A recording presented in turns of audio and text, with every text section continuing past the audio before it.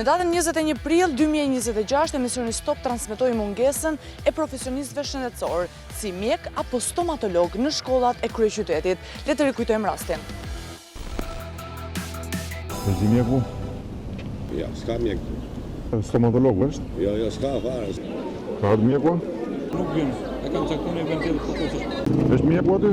Jo, është në këto ndalë për shkolla të tjera që bën vizita. Marrë vesh, po stomatolog është? Ja, s'ka. Ka diku ajo, ishte po s'ishte këtu. Vjen se mëngjesa? Stomatologja po. Kurse ajo një muaj ke në urdhër të ministrisë dhe këto aty në ndroqin në video çka ka. Është mjeku aty? Mjeku ta pyet. Nuk e di fare, e di që funksionon gjitha shkolla, 3 ditë këtu, 3 ditë në shkollë tjetër, por nuk e di ku është.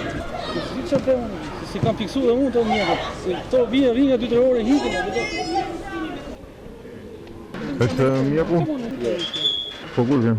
Ka, Apo s'ka fare?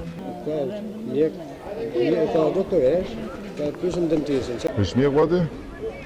Doktori? Ti e? Është doktori? S'është ditë asaj. Ka mjeku të shkolla? Ja, mjek. Ose njerëz që më vizituan këtu. Është mjeku aty? Mjeku, doktori. Ka doktoresh? Është aty? Jo, s'është. Është mjeku aty? Ose doktoresh ose?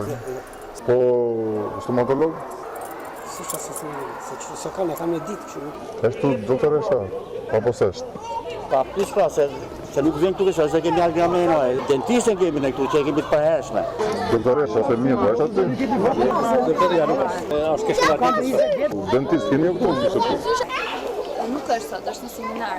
Nuk e ka ardhur mjeku sot ose stomatologu? Një largu të dy. Nuk e që kanë seminar apo që kanë lidhje Jo, nuk e di një fare, që ka një fare, se ke fare.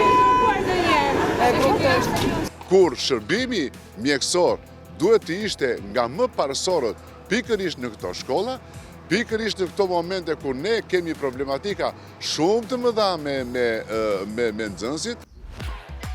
Dhe me njerë pas transmetimit të rastit, na vjen reagimi nga operatori kujdesit shëndetësor, ku na thuhet se janë pezulluar të gjithë punojësit e evidentuar në materialin e transmetuar nga emisioni Stop. Gjithashtu, po kryen verifikime të plota për mungesat e pajustifikuara dhe mos zbatimin e detyrimeve funksionale. Do të merren masa administrative për largim nga puna për çdo rast që rezulton në shkelje, si dhe nëse konstatohen përgjegjësi menaxheriale, do të vijohet edhe me largimin nga detyra të drejtuesve përkatës, përfshirë shefin e shërbimit stomatologjik.